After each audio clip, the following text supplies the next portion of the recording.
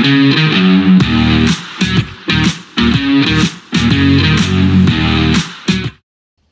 welcome back to the SuperCoach Nuff channel. In this video we're going to look at 2025 AFL SuperCoach. It's now open to the public, so no longer the team picker, we're talking the real deal game. So I'll just quickly go through my updated team. Don't remember if I've actually done an update since the team picker opened, but have seen a lot of great analysis and stuff out there. So I guess this is me putting it together with my own little spin on it. And then also we'll get the league code up and that sort of thing. But I thought for the team overview we'll go in reverse order. Basically just because I think the initial or the forward line is pretty much the same as a lot of people. So Horn Francis probably, good chance of being F1 by the end of the year. So just set and forget. I think Port's got a good draw as well from what I've seen. Jack McRae, Bailey Smith, and Caleb Daniel will skip one there.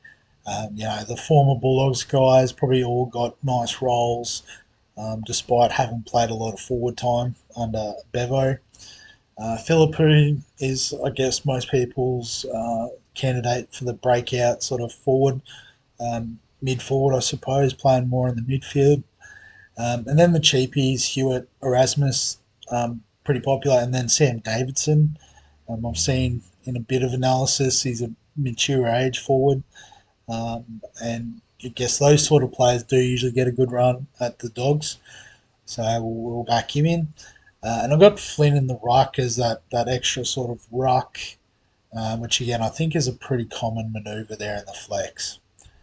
But speaking of ruck, probably the first deviation from a lot of teams is I've brought in Max Gawn.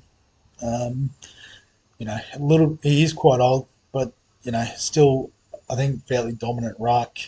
And I think by the end of the season, a lot of people will be wanting to have this partnership up there. So I thought let's just set and forget. A lot of people going like a DeConning. In fact, I could probably have a look if I do a trade, because he'll be at the top of the list.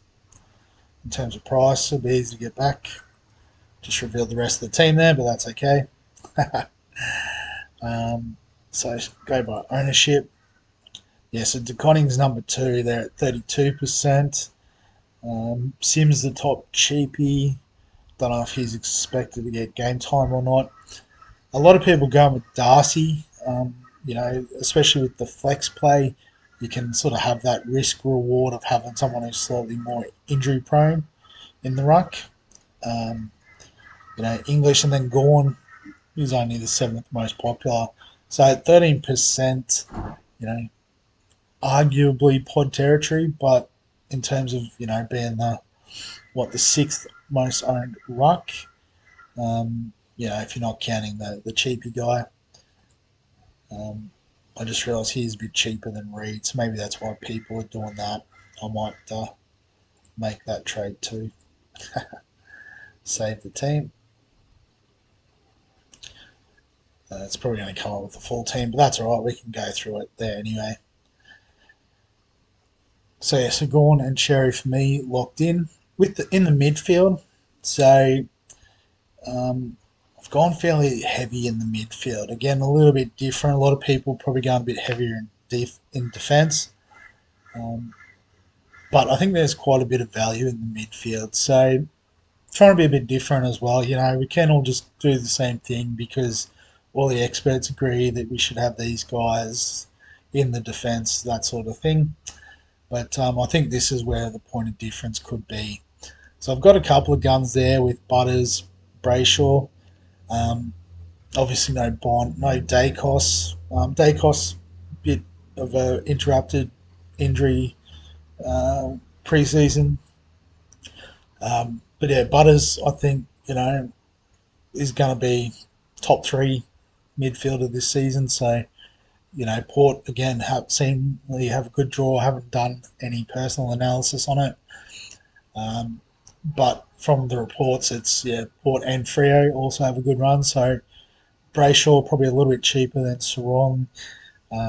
Sort of heard reports that he started the season slow last year because he was injured in pre-season. Sort of pushed through. So hopefully, if he stays fit this pre-season, he has that potential to make us a bit of cash, but also obviously the points. After that, gone a few mid-price options. John Newcomb had a massive back half of the season last year, so hopefully he continues that upward trajectory. Clayton Oliver, we know what he's capable of from past years. With a full pre-season, hopefully he can get back there. Will Ashcroft obviously had the ACL issue at the start of last season, but come back, ended up being Norm Smith medalist, so I think there's value there.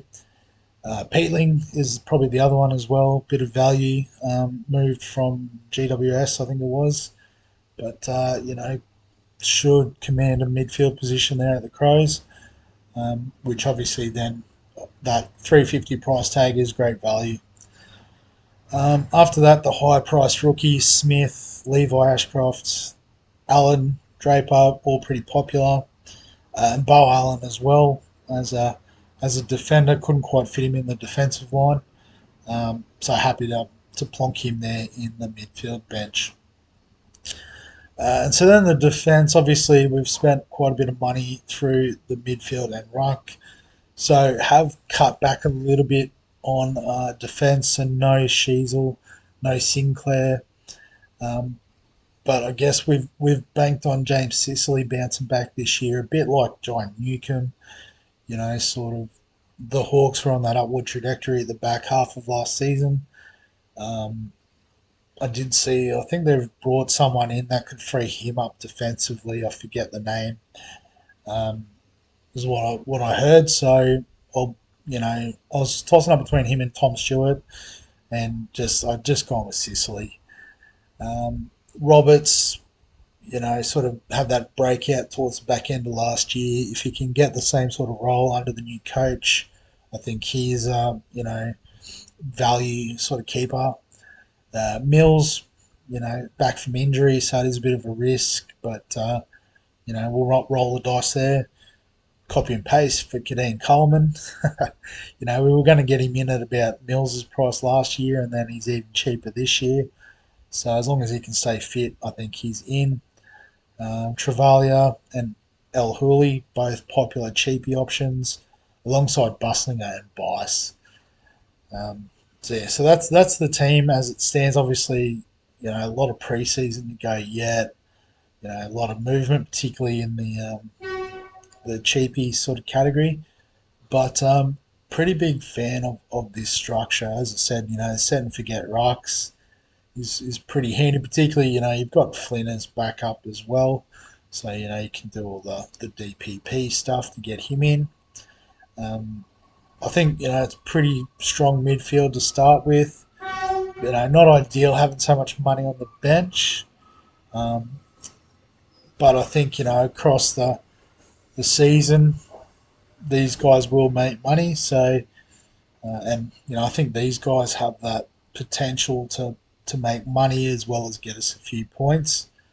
Um, particularly where there might be a couple of people starting these sort of guys. Defense is obviously the weak point, but I think there's that the value here can sort of get us to the full defense a little bit quicker. Um, but you've got to make sacrifices somewhere in the team. So defense is where I've decided to go, just to be a bit different. Like I said, most people seem to have locked in 2-3 big defenders, fairly sort of cheap in the midfield. And obviously, if there's more midfield rookies, it could end up being that money does shift back. Um, but I do like these guys I've picked, so assuming everything goes to plan, it could end up something like this. But as I said, it's all about setting up the league. So I'll get the code up here on the screen: 142767. On the off chance that this does blow up and fill up pretty quick, I will just change the the link in the description to the new league. So if this code doesn't work, come back to this video and get on the link. And yeah, we'll get it going. So that's all for this video. Just how good is it that it's all opened up? As always, if you've got any questions, comments, thoughts, feel free to add them below this video. Give us a like if you enjoy the AFL content. Subscribe for all the fantasy sports content on the channel. And other than that, we'll catch you in the next one.